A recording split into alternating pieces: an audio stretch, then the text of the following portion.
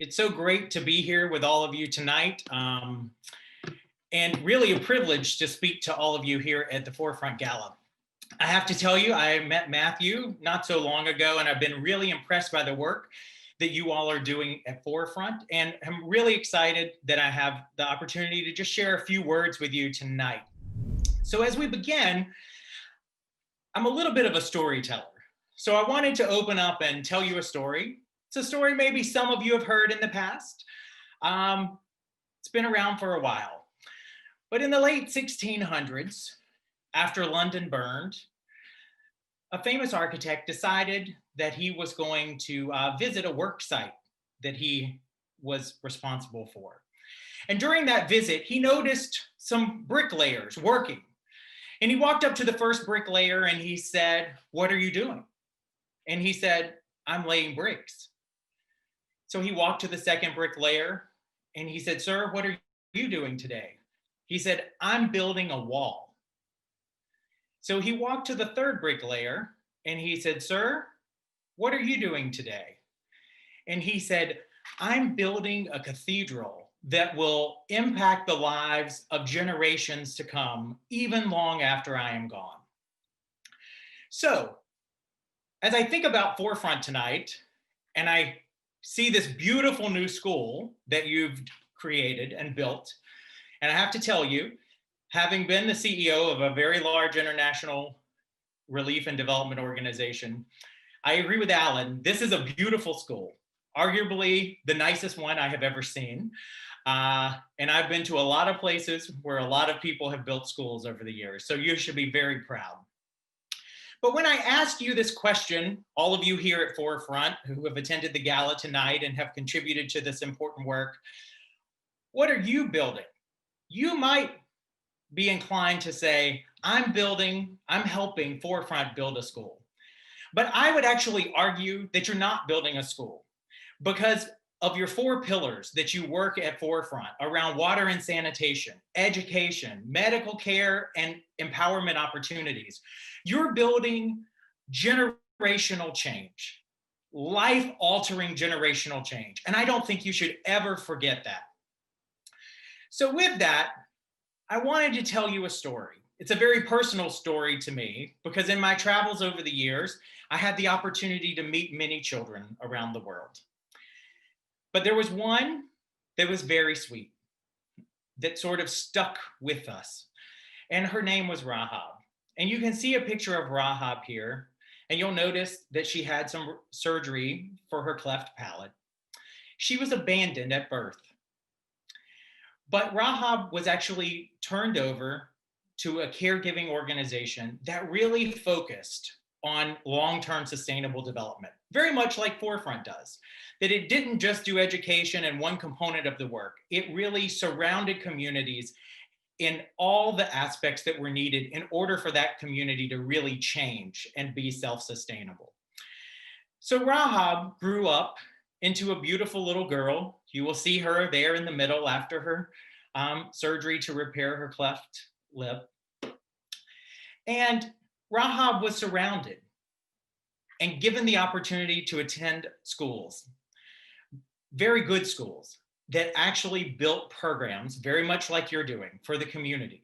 Schools that taught water and sanitation, schools that taught the children, but also provided for their medical care, taught their families in the neighborhood how to actually have livelihood and how they could generate wealth for their families and support their families.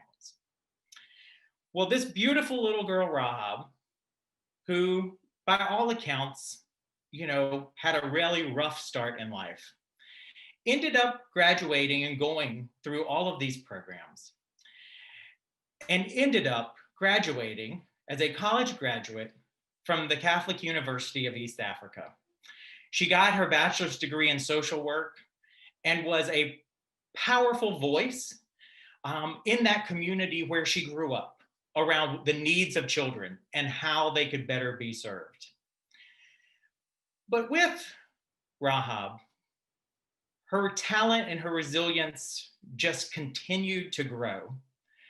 And ultimately, another organization, our Courageous Kids Foundation, supported Rahab to take her education one step further. And that one step further was to London, where she got a master's degree in international youth and child development at Brunel University.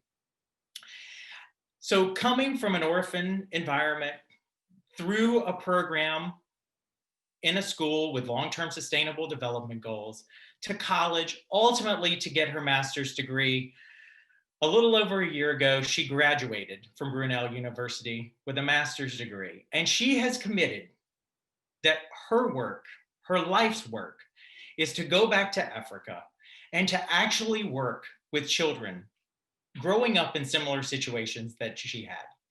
Work with children who don't have access to the education they need, that don't have access to water and sanitation and education and medical care.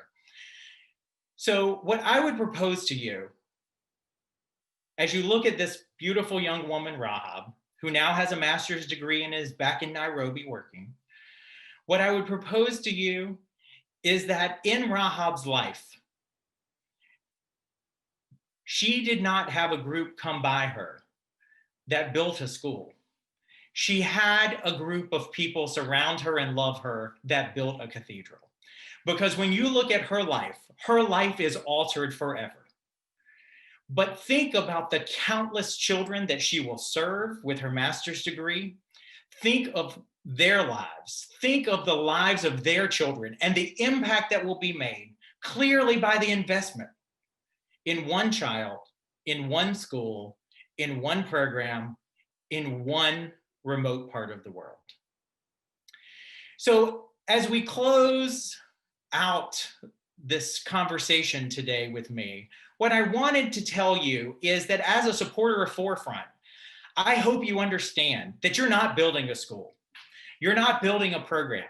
You're not building one-off components that will help a little. You are building and surrounding children and communities, wrapping them in an envelope of capacity that is life-altering generational change. So I encourage you and hope you will support Forefront this evening. And when people ask you about Forefront, or they ask you why you support Forefront, I hope you will say, we're not just building a school. We're not just providing water and sanitation. We're not just providing medical care. We're not just providing empowerment opportunities. What we are providing at Forefront is life-altering generational change for generations to come, far beyond those who sit and watch this tonight. Your dollars will have significant and exponential impact. So as you go through this evening, I just ask you to think of this story, which is very personal to me, because I still see and speak with Rahab on a regular basis, and she's a part of our extended family now. To know that as you support Forefront, there are children that are becoming part of your extended family as well. So with that, I will say congratulations to all of you at Forefront for the spectacular work that you've been doing and that it sounds like you will continue to do. I will tell you some of the future plans that you have are incredibly exciting. So thank you for your time this evening and good night.